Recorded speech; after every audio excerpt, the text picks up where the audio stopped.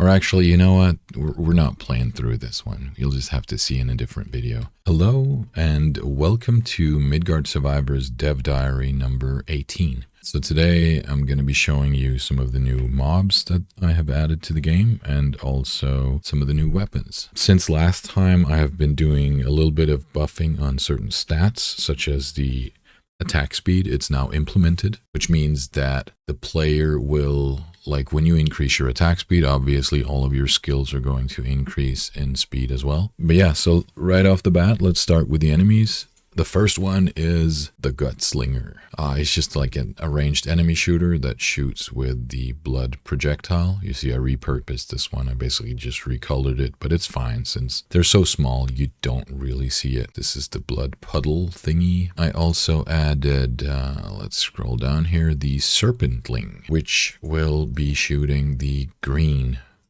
projectiles. So, as you could probably tell, I am reusing a lot of the movement stuff and the mechanics on things. So like basically we have regular enemies, and then we have regular enemies with the enemy ranged shooter script on them so that they can actually fire at stuff. Then we have the charger, regular enemy that also has the enemy charger script on it, which will make it charge. Boomer, which explodes on contact, but then I also made it so that it charges. So I've tried to do it in sort of a modular way where you add on your scripts and that will sort of make the enemies do different things depending on what kind of script is on them.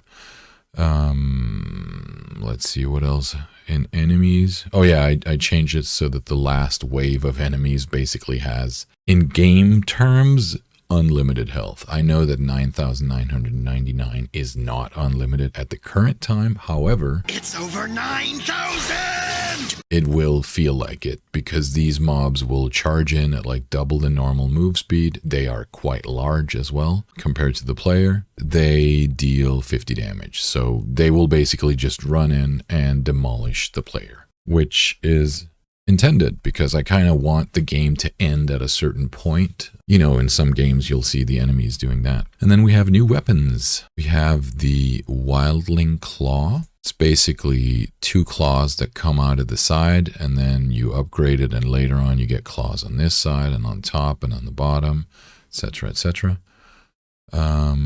I will show the weapons in the game. So I'm going to go give the Wildling a spin.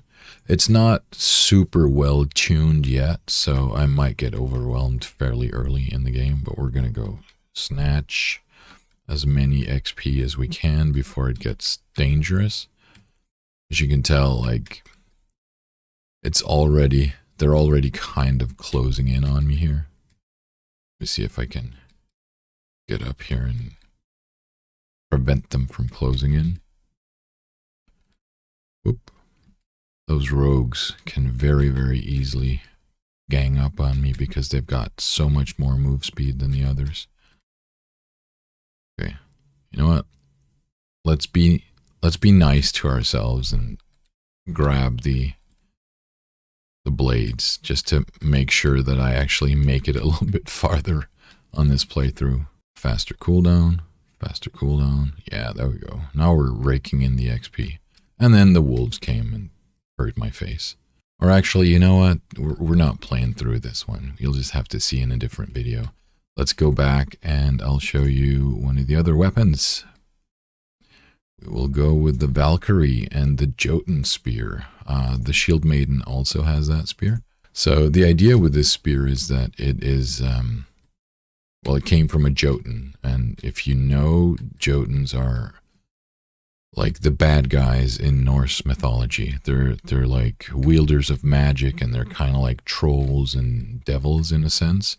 And I was kind of inspired by the like Wukong's staff from Chinese mythology, where, you know, the staff can grow in size. So I kind of thought, what if the Jotuns had a spear that would work regardless of what form they were in? Like if they turned into like giants, the spear would be giant, and if they were like little imps, then the spear would be a little impy spear.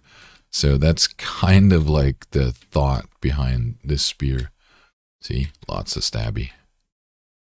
Obviously, the downside to having this spear is that you're only stabbing one side, and that is like a very limited area, but it is also very powerful, especially early game, because like one stab will literally just obliterate everything in front of you.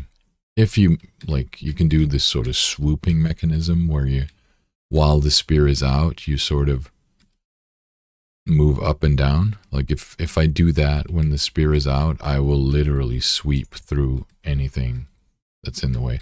Like these wolves are really bumming me out. Whoop, there we go.